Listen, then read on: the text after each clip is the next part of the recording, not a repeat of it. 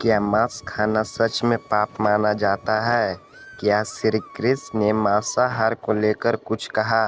क्या हर मांस खाने वाला पाप का भागी है, या इसके पीछे कोई ऐसी बात छिपी है जिसे हम अक्सर समझ नहीं पाते?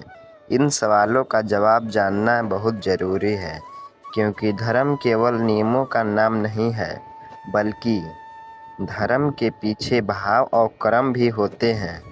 श्री भगवत गीता में श्री कृष्ण ने अर्जुन को जीवन से जुड़ी कई गहरी बातें समझाई। इन्हीं बातों में भोजन का विषय भी आता है। श्री कृष्ण ने भोजन को 3 प्रकार में बताया। पहला है सात्विक, दूसरा है राजसिक और तीसरा है तामसिक।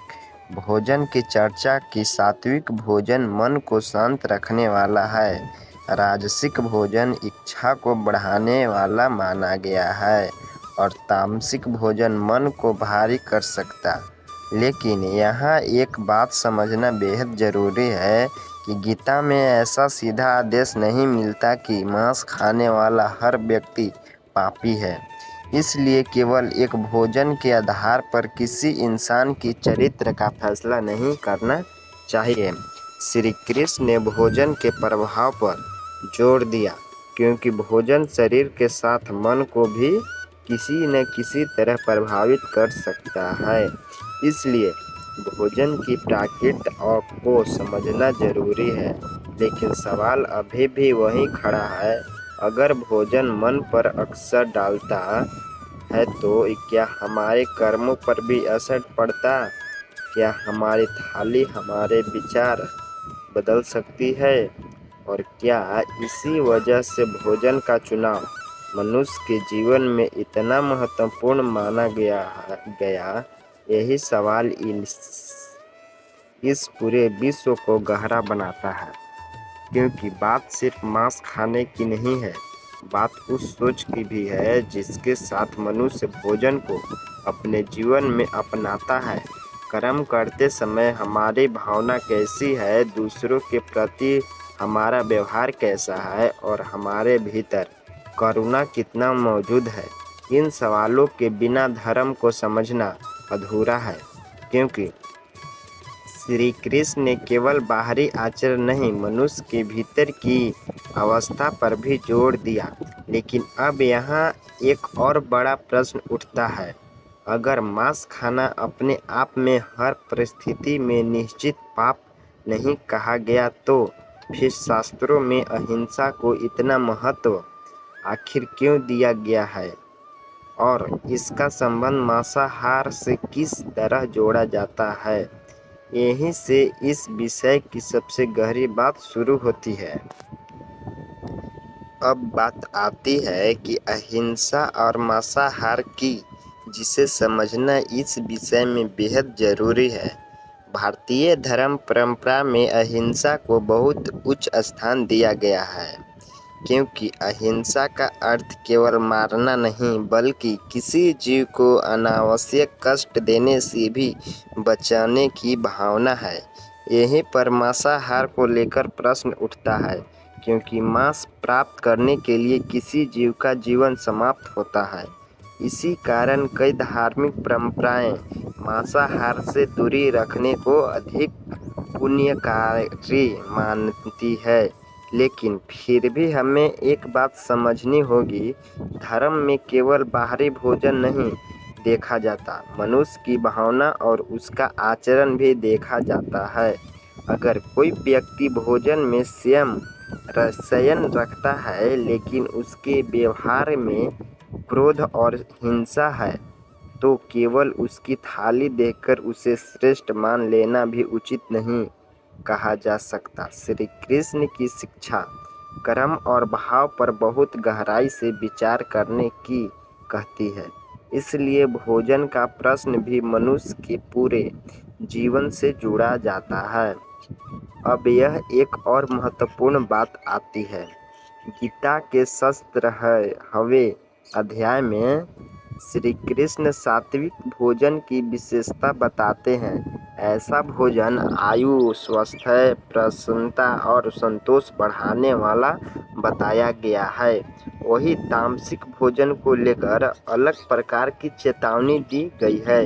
इसके यह समझ आता है कि भोजन का अक्सर मनुष्य के स्वभाव पर किसी न किसी रूप में पड़ सकता है, लेकिन इसी किसी व्यक्ति पर सीधा फैसला सुनाने का आधार नहीं बनना चाहिए, क्योंकि हर इंसान की परिस्थिति अलग होती है और धर्म को समझने में विवेक जरूरी है। इसलिए यह कहना ठीक नहीं होगा कि मांस खाने वाला हर व्यक्ति निश्चित रूप से पापी ही है, लेकिन यह भी समझना जरूरी है कि करुणा और अहिंसा को महत्व देने वाला व्यक्ति जीवों के प्रति अपनी जिम्मेदारी को गंभीरता से जरूर देखेगा। यही पर कर्म का असली प्रश्न आता है। कर्म केवल थाली में ही मौजूद भोजन नहीं, बल्कि उसके पीछे की भावना और हमारे पूरे आचरण से भी जुड़ा है। तो क्या मांस खाने से पाप लगता है, या पाप और पुण्य का संबंध किसी और गहरी चीज से जुड़ा है? इसका उत्तर केवल एक शब्द में देना शायद पूरे विषय के साथ न्याय नहीं होगा। अब इस सवाल का सबसे जरूरी उत्तर समझिए, क्या मांस खाना अपने आप में पाप है? इसका जवाब बिना संदर्भ के देना कठिन है, क्योंकि श्री कृष्ण की शिक्षा केवल भोजन तक सीमित नहीं, बल्कि कर्म और भावना तक जाती है। गीता में श्री कृष्ण ने सात्विक भोजन को आयु, स्वास्थ्य और प्रसन्नता बढ़ाने वाला बताया। वहीं तामसिक भोजन को मन के लिए भारी और प्रतिकूल प्रभाव वाला बताया गया। इसलिए सात्विक जीवन अपनाने वाले लोग मांसाहार से दूरी रखना उचित मानते हैं। उससे इसके पीछे अहिंसा और करुणा की भावना है। लेकिन किसी व्यक्ति को केवल भोजन देखकर पापी या बुरा इंसान कहना उचित नहीं, क्योंकि मनुष्य के कर्म और उसका व्यवहार उसके चरित्र को समझने में ज़्यादा महत्वपूर्ण है। श्री कृष्ण ने कर्म करते समय भगवान और उद्देश्य को भी महत्व दिया है। इसलिए इस विषय को समझने का सही तरीका किसी पर फैसला सुनाना नहीं होना चाहिए, बल्कि अपने जीवन और आदतों पर शांत मन से विचार करना चाहिए।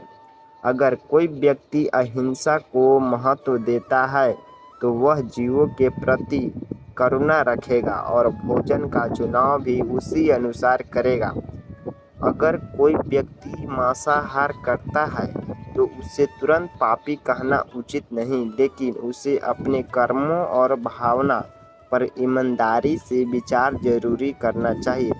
धर्म का उद्देश्य डर पैदा करना नहीं है, बल्कि मनुष्य को बेहतर बनाना है। इसलिए श्री कृष्ण की शिक्षा हमें बाहरी दिखावे से ज़्यादा भीतर देखने को कहती है। हम क्या खाते हैं यह महत्वपूर्ण है, लेकिन हम कैसे सोचते हैं, व्यवहार करते हैं, यह भी उतना ही महत्वपूर्ण माना जा सकता है। इसलिए निष्कर्ष यही है कि मांस खाने को लेकर एक तरफा फैसला श्री कृष्ण की पूरी शिक्षा को नहीं दर्शाता। गीता भोजन की प्रकृति और उसके प्रभाव को समझने की दिशा जरूरी दिखाई देती है, और सात्विक जीवन को श्रेष्ठ माना गया है। लेकिन किसी व्यक्ति को केवल भोजन के आधार पर पापी कहना सही धार्मिक समझ नहीं होगी। असली प्रश्न यह है कि हमारे कर्म में करुणा कितनी है, हमारे व्यवहार में संयम कितना है और हमारे जीवन में धर्म कितना है, क्योंकि अंततः मनुष्य की पहचान सिर्फ उसकी थाली से नहीं होती, उसके कर्म और उसके भाव से होती है। यही इस पूरे विषय की सबसे गहरी बात है। धन्यवाद।